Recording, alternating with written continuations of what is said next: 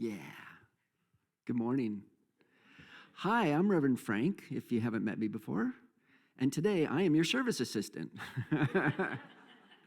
Because, someone else, we have a guest, Brian Flowers, who many of you know is here, is going to be in conversations with us today. And he will introduce himself more later, but he was here. Many of you know him from the storytelling festival we had last year. But there's another part of Brian that some of you don't know, and that's the part we're going to be in discussion with Brian today. Wildflower funeral services is his business, so that'll give you a hint of where we're going. Our music ministry today is Heart and Soul. Yeah, Marcia, Kathy, Debra. Brian and I looked at each other and I went, "Can you sing?" He's like, "I can't do that." Every time I'm like, I love harmony. Yeah, it's all about harmony, isn't it? And so now we move into a time of some music, prayer, and meditation. And please hold the words of this meditation hymn quietly in your hearts.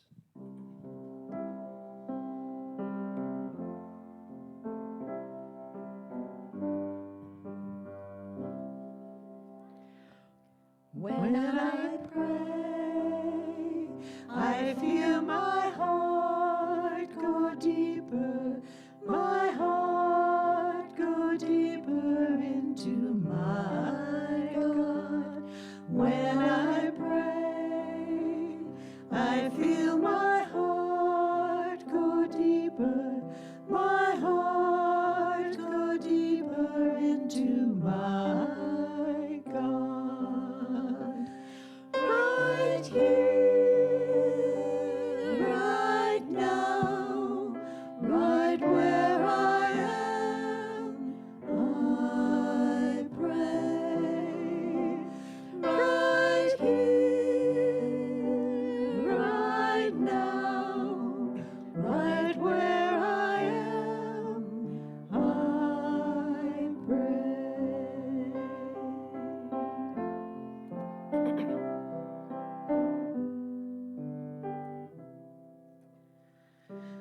When I pray, I feel my soul go deeper, my soul go deeper into my God.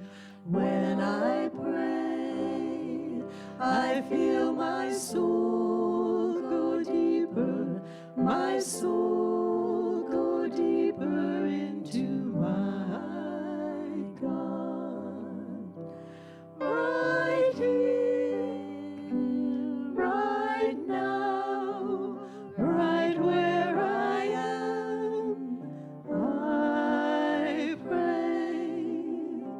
Right here, right now, right where I am, I pray.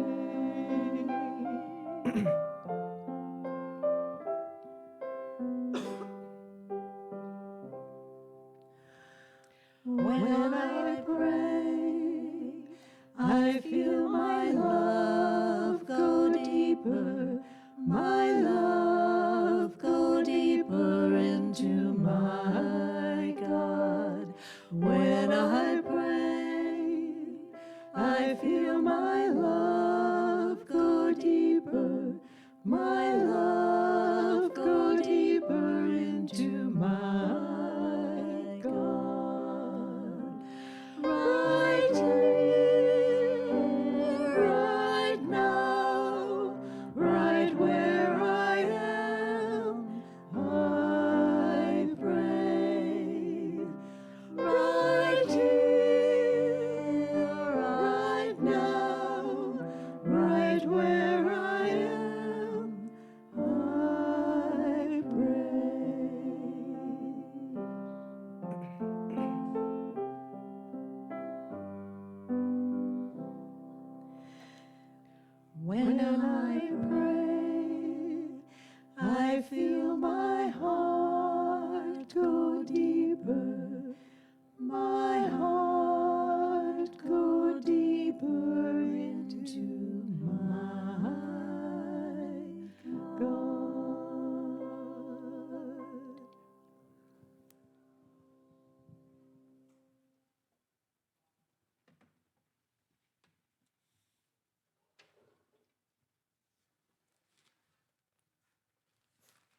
So as we sink into this time of prayer and meditation, let's bring to our hearts, that very temple of our hearts, the very seat of our soul. Let's bring to that centering point the things for which we'd like to pray, the people, the situations, the events. Take a moment and just bring those to mind. Who and for what would you like to pray for? And then, when you're ready, feel free to say a name or a situation out loud.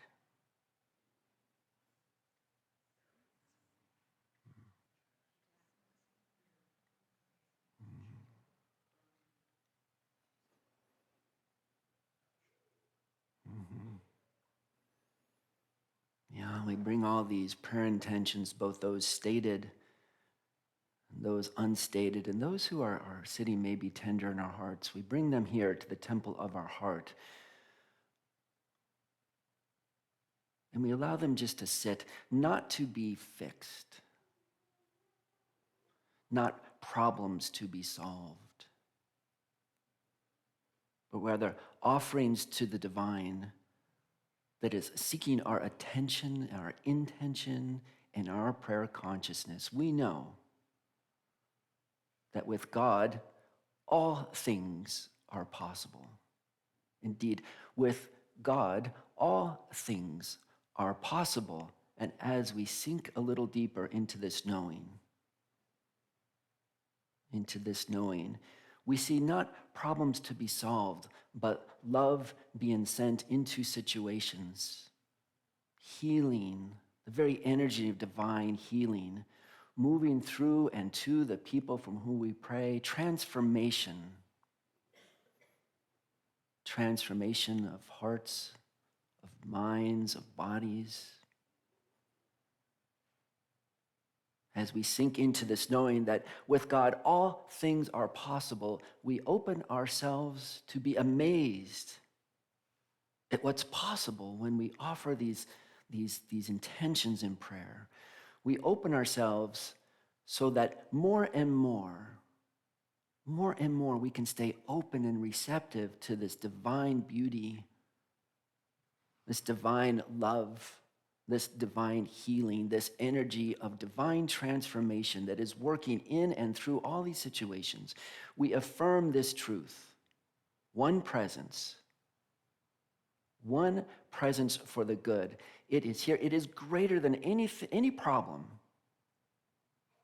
any concern. This energy of the divine good is bigger than anything we might think is overwhelming. And we can trust that, we can turn to that, and we can use that. We affirm this divine good, this divine beauty, this truth of our divine nature, of the divine universe that is working in and through all situations, and we call it good, and we uplift it, and we know that God is working through it, through us, and calling us to be a part of this co-creative transformational process. This is our prayer. This is our affirmation. This is our knowing. And so it is. And now, if you haven't closed your eyes yet, you might want to just gently close your outer eyes if you'd like, and take a breath. Yeah, just take that cleansing breath and sink a little deeper into your heart.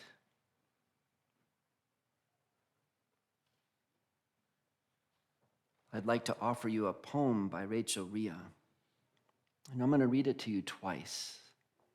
And just allow the beautiful words of her poem to resonate in your heart. There is a brokenness out of which comes the unbroken. Say that again. There is a brokenness out of which comes the unbroken, a shatteredness out of which blooms the unshatterable. There is a sorrow beyond all grief, which leads to joy, and a fragility out of whose depths emerges strength. There is a hollow space too vast for words, through which we pass with each loss, out of whose darkness we are sanctioned into being. There is a cry deeper than all sound, whose serrated edges cut the heart as we break open to the place inside, that place inside which is unbreakable and whole and learning to sing.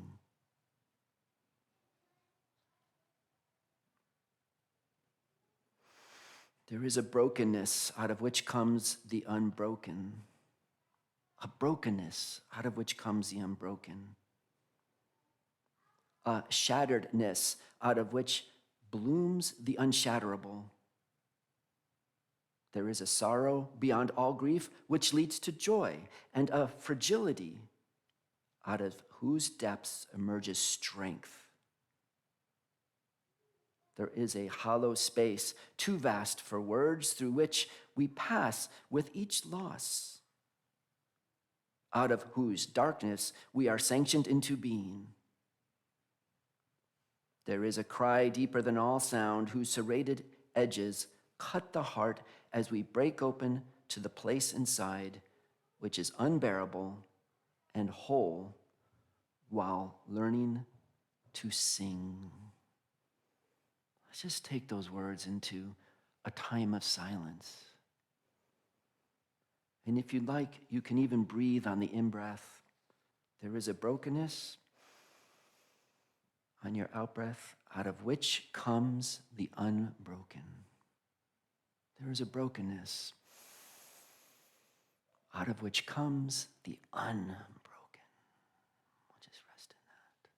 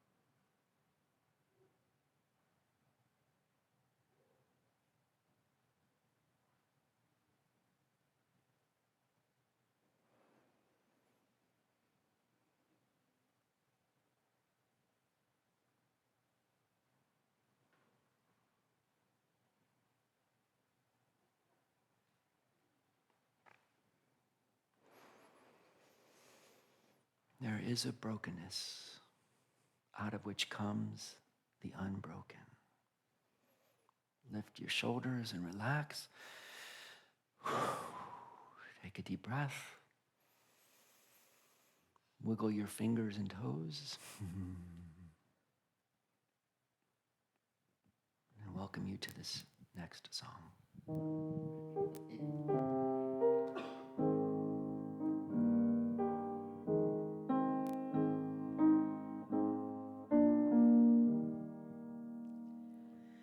Quiet waters all around me, quiet thoughts prepare the way, quiet light aglow within me, growing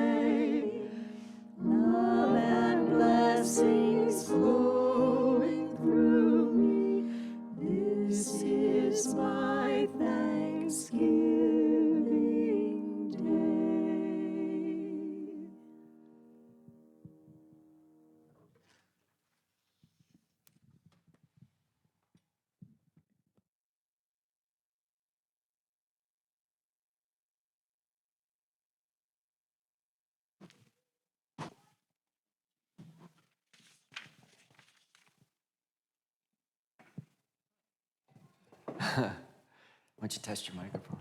Test. Hi, everybody. So this is something we do maybe once a year where we get a guest and get to interview them. And today we have Brian Flowers. And many of you know Brian from the Storytelling Festival that we did last year, which I think we should do again this year. You tell me when and where. All I'll right, be there. Yeah. Anybody want to do it again this year? Yeah, okay. I think we have some people. If you haven't done it before, it was really amazing. Yeah, full day. But why don't you, that's not what we're talking about today. Maybe you can introduce yourself and what you do. A lot of people know, but some don't. Yeah. So, my name is Brian Flowers, and I am the owner of Wildflower Funeral Concepts, which is a full-service funeral home downtown Ferndale, serving all of Whatcom, Skagit, and Island and San Juan counties, specializing in sustainable, earth-friendly methods for handling our bodies when we don't need them anymore. Mm-hmm. Yeah, and it was interesting because last week Coral said, "There's a festival, you got to come to this festival." It was after Sunday. I said, "What kind of festival?" "It's a Before I Die festival." I said, only Brian can come put festival at the end of that. And it was actually very joyful. So I want to ask you, this is something that really you shared and I thought people might want to hear. But you talked about the emotions that come with planning for the end of life. And I thought maybe you'd want to share some of that. So I think for a lot of folks, and I have heard it said, you've probably heard somebody say, maybe you've even said yourself, "I don't care what you do with my body. I'm dead. I don't care." I think a lot of people do care. I think we care deeply. But when historically we've only had two options, conventional burial with embalming and fancy caskets and vaults and all of those trappings, and cremation, and neither of those options really make sense to us, I think we assuage our discomfort by saying, "I don't care." But when we put options on the table that make sense to us, that resonate with the values that we live by, that are emotionally rational, scientifically rational, spiritually rational, things like burying our body in a shroud with no outer container in a way that returns us to the earth, things like turning our bodies to soil indoors above ground in a passive process. Mm-hmm. When we have those options, we realize we care deeply. And I really, this struck home one day for me. I had just finished making pre-arrangements for a person, single person, didn't have any family, so they wanted to get everything buttoned up. And they purchased a green burial plot, and they made all of their plans and had it all funded and chosen their shroud. And we got done, and they said, "I'm excited to die." I thought, well, I'll probably never hear that again. And then I did. And I heard it again and again. I've heard it a handful of times now. And there's, I think, two components to that. There's the salient one to me is that we have put a plan in place that they believe in, that they're passionate about, that they know what's going to happen to their body, and it makes sense to them, and it brings them comfort. And it brings them joy. And they know they have a plan and that it's buttoned up. And now they can forget about it. Yeah. Yeah, they can move on with other joyful activities, knowing that that's waiting when the time comes. Well, and after that festival, and I want to talk specifically about terramation or composting, but for many of you who've been here this month, at Unity, we oftentimes have a theme for the month. And this theme, we have a russet candle, not surprising, the color of leaves, changing leaves. And the theme for the month has been elimination, letting go, allowing. And maybe what many of you have found, what I have been finding with this theme, and I, to be honest, the letting go and allowing and eliminating always feels like, that's okay, if I gotta. But, as we really dig in deeper, my experience has been, and I think this resonates, we've been talking about this in our Monday class, there's a certain kind of freedom and joy in a kind of uplifting in this process of really letting go what no longer serves, which then opens up space. And so, and also letting go in ways that align with our values. So you talked about, can we talk about the whole composting for a second? Because that so excited me. It's like one last thing I can do if I'm trying to align with my values. And then you brought up something like, that aligns with my values. And I don't know if people really know about this option. So human composting or terramation, technically called natural organic reduction, which is a very non-descriptive mouthful, is a passive, usually indoor, above ground process that converts our bodies into beautiful, nutrient-rich, life-giving soil in the course of about 60 to 90 days. Body goes into a vessel with straw, alfalfa, and sawdust, and the microbes that we bring to the mix. There's nothing added to it. And that process turns our body, bones and all, into beautiful soil that can be put in a garden, that can be planted in, orchards can be planted in, it can go into house plants, it can go into a favorite spot in the natural world and do good, have a benefit for the earth. Yeah, climate change issues? Yeah, we reduce the carbon footprint of our deaths significantly when we sequester all of that carbon. Yeah, as opposed to burning it. And also, there's safety issues, I think, over cremation, you said, like, for example, with the burning. So, yeah, there's a fair, the effect of one cremation environmentally is fairly negligible.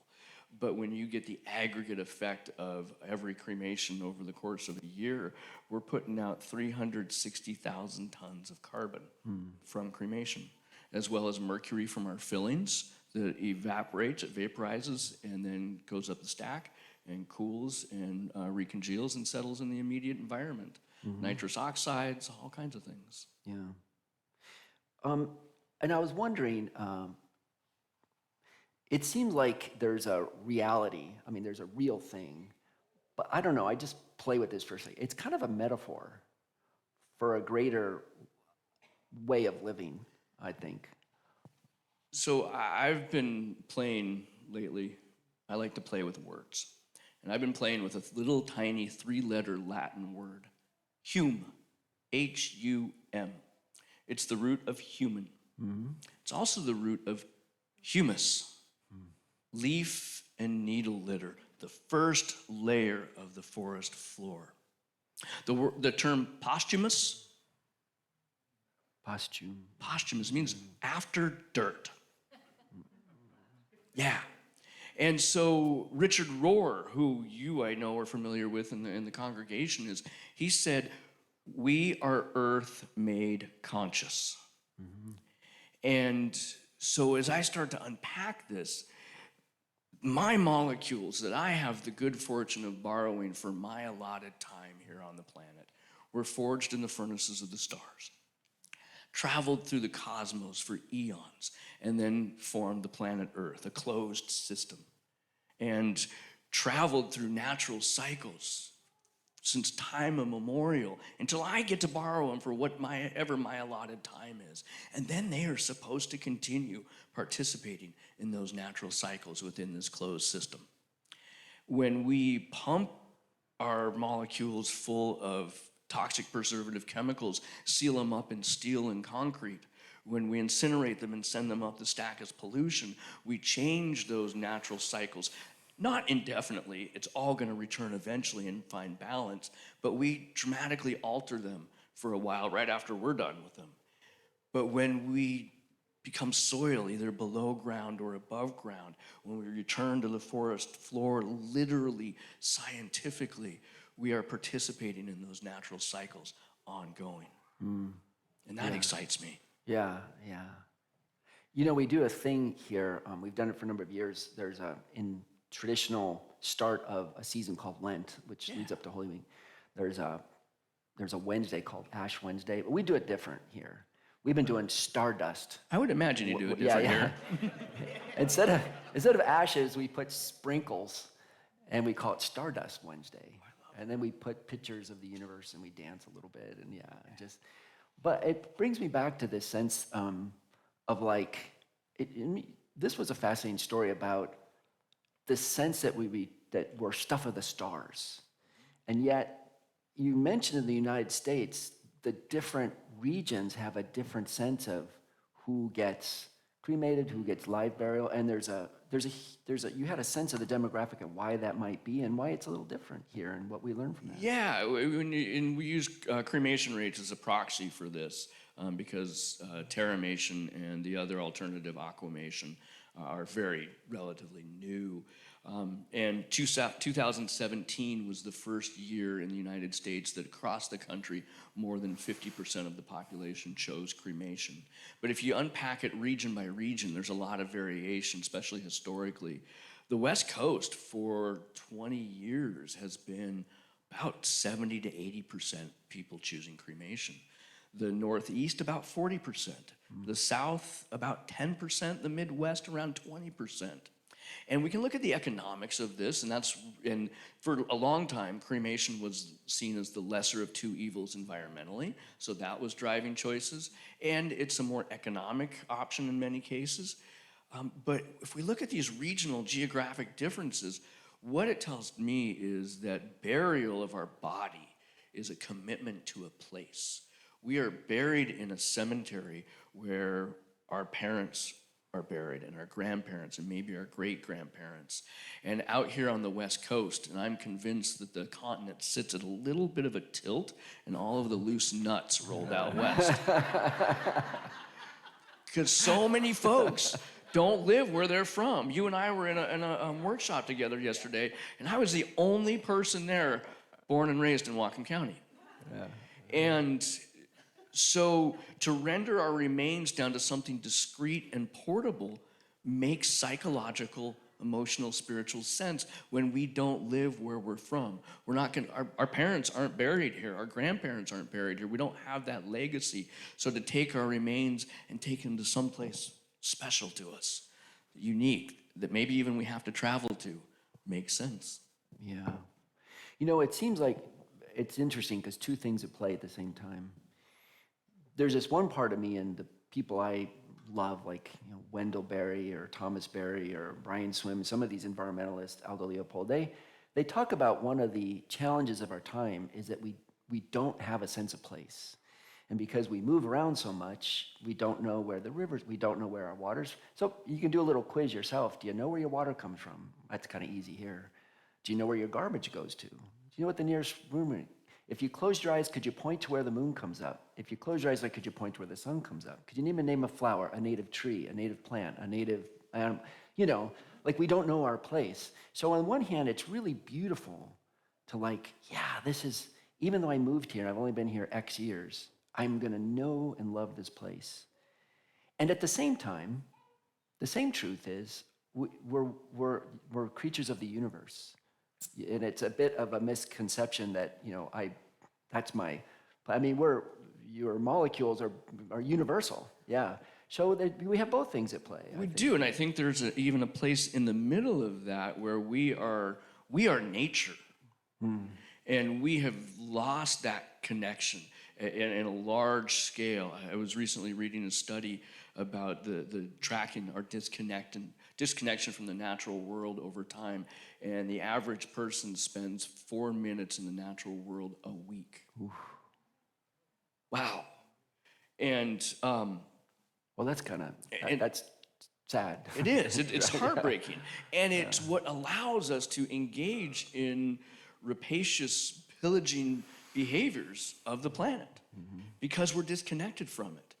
And in my mind, to go back, these models of death care, pumping a body full of preservatives and sealing it up in the ground away from the elements, sending it up the stack, incinerated as pollution, epitomizes this radical divorce from the natural world.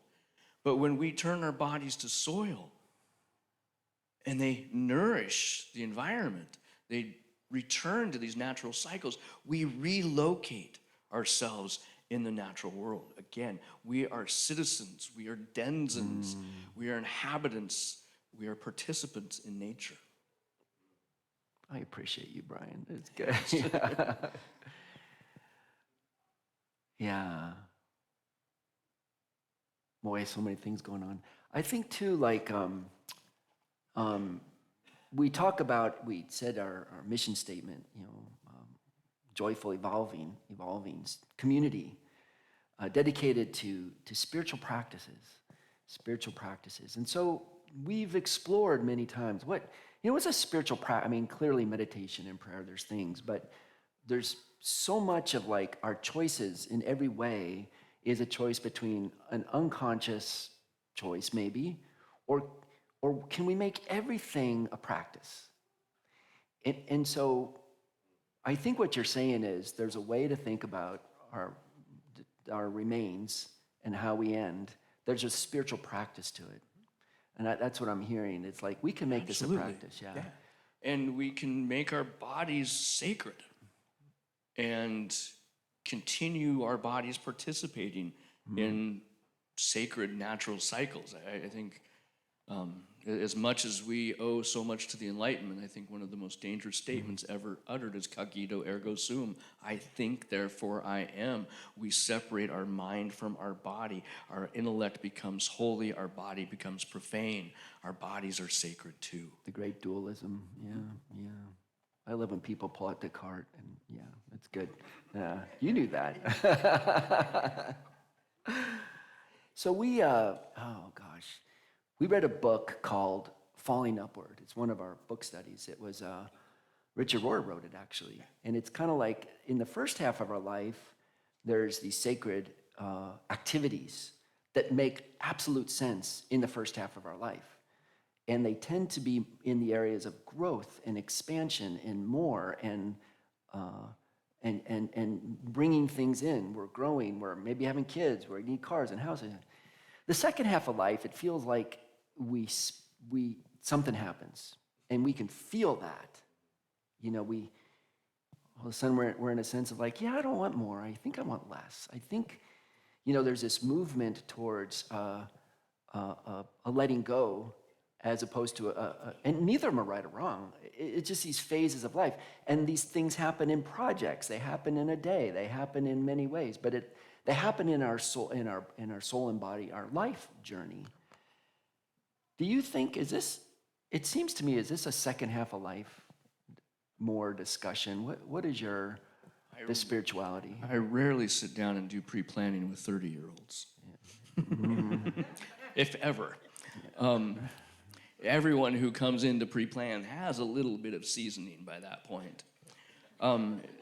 There's a story that comes to mind of a woman that I got to meet doing her pre-planning. She bought her green burial plot, and she was going to be an anchorite, which was a term I learned from her. She was going to be sequestered in a church. Julian of Norwich. And be given food through a slot in a door in her cell. And she wasn't going to see another human being for the rest of her life. She was going to be engaged in prayer and meditation by herself. She grew up on a farm, and she wanted very much for her body to return to the soil, as she knew from farming. And so she bought her green burial plot. And for a season, 3 seasons, a spring, a summer, and an early autumn, I was managing the cemetery where this was at the time. And on my way out of the cemetery, I would do a loop through just to put an eye on things. And I would often see her sitting in a lawn chair on her grave, meditating and praying. And I can't imagine someone without a certain amount of seasoning do that. And I just only saw her for 1 season, which makes me assume then she took her vows of solitude.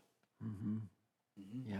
And so that was very much a later part of life decision for her, the vows of solitude, becoming an anchorite and facing her mortality. Yeah. Yeah, that's beautiful. I had this experience this year. Diane and I and her niece, we went up to Hope and BC. We wanted to go walk in the fall leaves. I was walking really slow, and which is unusual for me. And I'm like, I'm 66. Who knows? I mean, no one knows when the gig's up here, right? So maybe I got 20 more falls, and I'm not going to miss this one. Just slowing down and that sense of our mortality, our finiteness, it was ironic, allowed me to sink in a little deeper to the infiniteness of the universe. Like my sense of, there's a bookends here, left me with, I just really want to deepen. This fall, 2025, is scrumptious, and I don't want to miss a single second of it.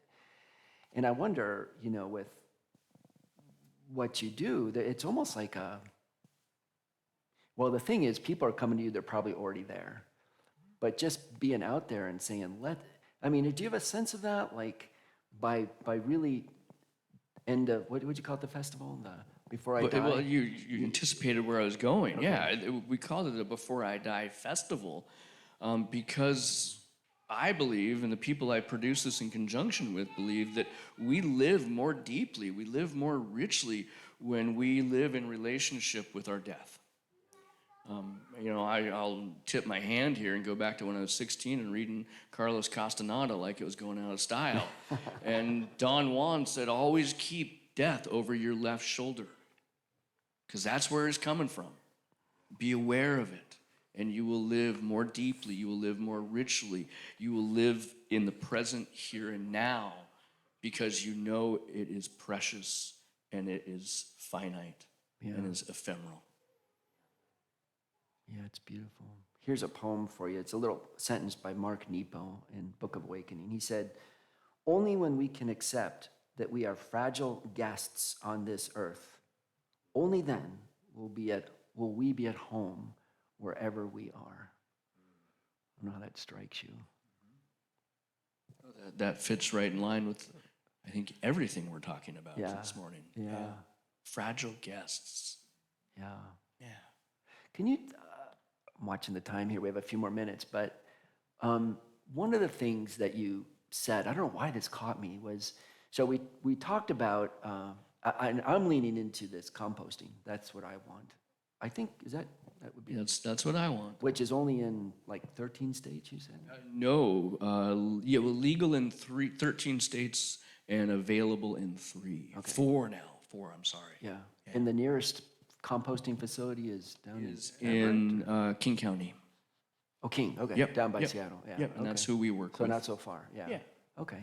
Yeah, and you can look it up online. I don't know, is there a... Or you can call me. Yeah, oh, yeah. Call Brian, sorry. Sorry.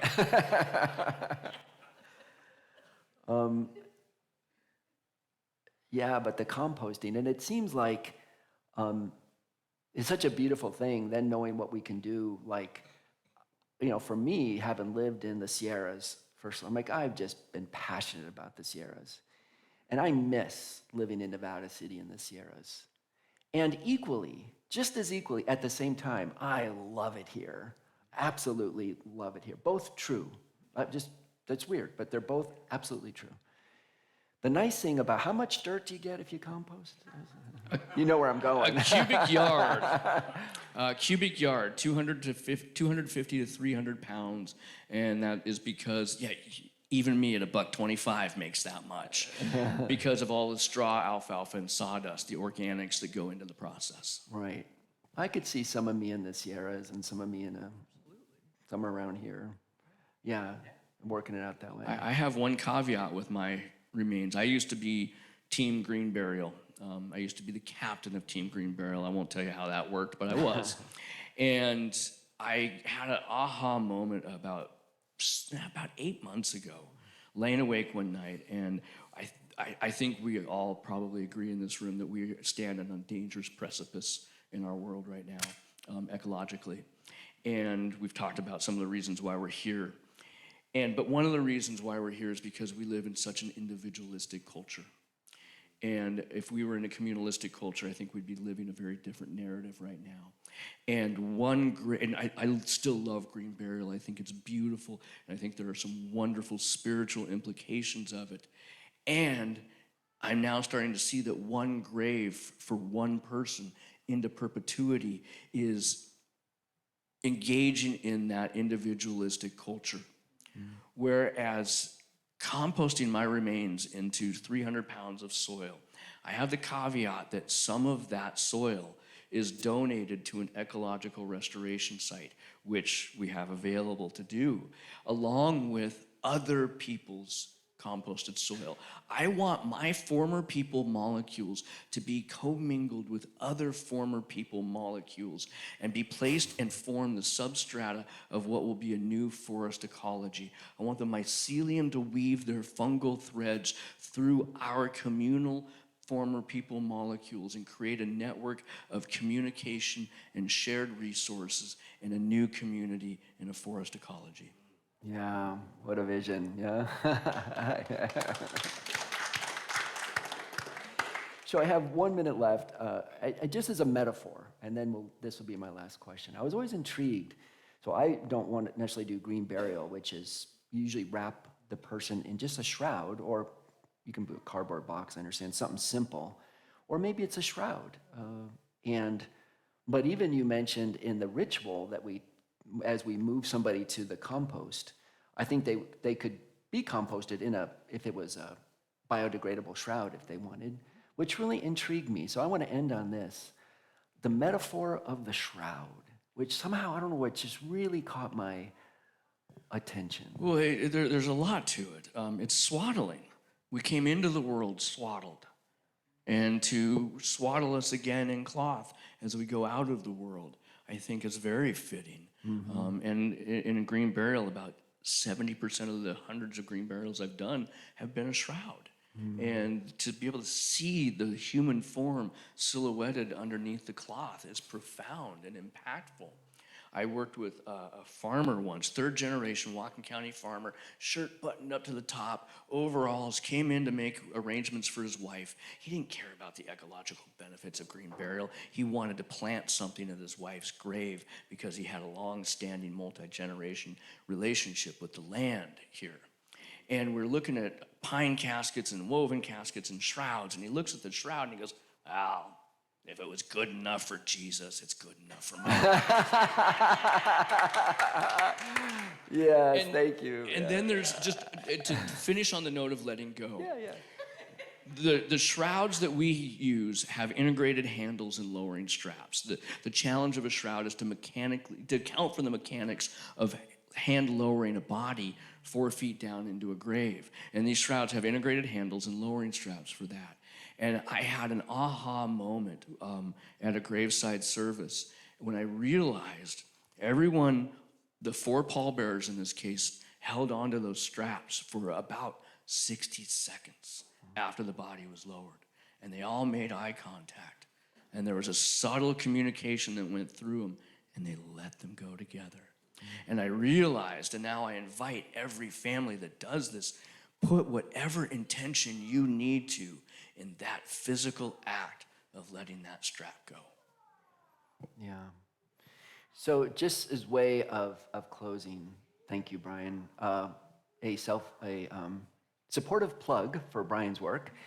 Afterwards, we have our craft fair, but Brian will be here if, as you're looking at cruising crafts and you want to catch him, have a discussion, or just get a business card to talk to him more after. He also told me he had a workshop. I mean, I want to get you back for storytelling, but a eulogy workshop. Come and create your eulogy. Write your own obituary workshop. Your obituary, yeah.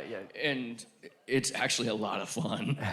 And it is designed as an exercise in self-love. Yeah, that's beautiful. Okay, Brian Flowers, everyone. Thank you so much for being here.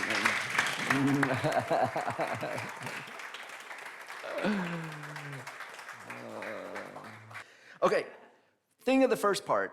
So believe it or not, so next week is going to be a contemplative service. Ooh, this is a good one. We got some good stuff planned for you. So fourth Sunday contemplative service, a little more down tempo, but it's beautiful to end this theme of elimination, letting go, and letting be. And then the week after that, can you believe it? It's Advent. Woo! Come on, no reaction there. Okay. But Advent means 4 weeks, and then it's Christmas. I guess that's what I was going for. And what we typically do is we have an Advent wreath. So now I can throw one together pretty well, but I would rather, what's fun is I'm inviting everyone. There's a sign-up. Do we have our sign-up sheet? There's a sign-up sheet up front. If you want to be creative about designing an Advent wreath, then sign your name up, and we can use it 1 week or 2 weeks. We'll see how many offerings we get. But we have candles. We have all sorts of colored candles, so you don't necessarily need to get candles. We do have them. Or you might want to use your own candles. And if you know what I mean, if you want to talk to me about it, but typically, 4 candles, one for each Advent, and the center one, which is the Christ candle. So if you want to have an idea of design, like for instance, if you live on the beach and you got an idea for a shell-ish kind of Advent wreath, that could be cool. Different themes, it can be whimsical, it can be fun, it can be made with toys, with blocks, with cars, with shells, with boughs, with flowers, we'll open it up, because, we're traditional here.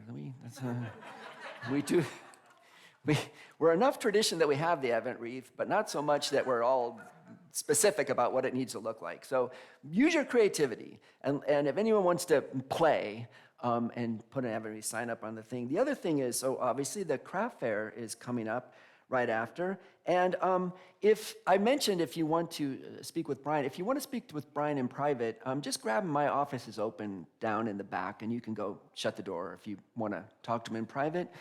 Take the opportunity, or at least be sure you get his card. Now, 2 kind of fun things. The first one is, this week was Veterans Day week, and I want to, as we do sometimes, as we do every year actually, invite all the veterans to come forward and come up front, if you'd be so kind.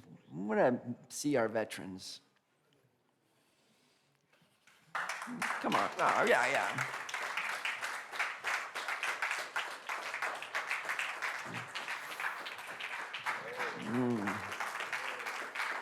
You want to pass me?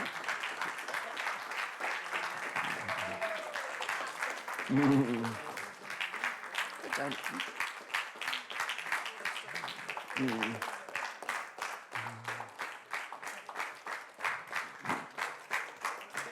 Yep.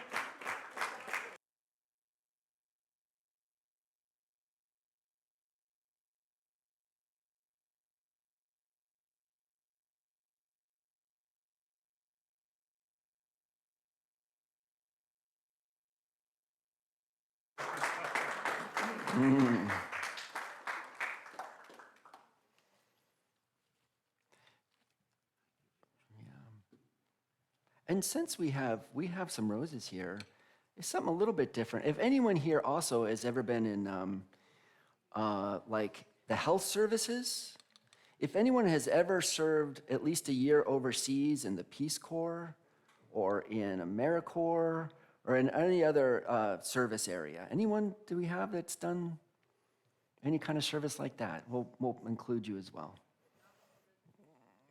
Yeah, you've worked on the Navajo reservation? Come up, Sonia, yeah. There's all sorts of other services that we want to acknowledge as well. What organization was it? It was the Indian Health Service. Indian Health Service. Anyone else in health services? Yeah, it's beautiful service. Yeah, thank you. And we're going to say a blessing for these guys. And by the way, there's some roses up front. If you know somebody at home or you have anyone else you know that's a vet you'd like to honor, after service, grab a rose and take it to them. We love you, bless you, appreciate it. Behold the Christ. Are you ready? Let's say a blessing for all our veteran friends. And actually, as we start this, just to say that in our hearts, so much gratitude for the energy and the love you put forward in service. It is one of our pieces of our mission statement to be in service to others, to be in service for the world. And we appreciate and admire you for your loving and courageous and self-service and your self-sacrifice.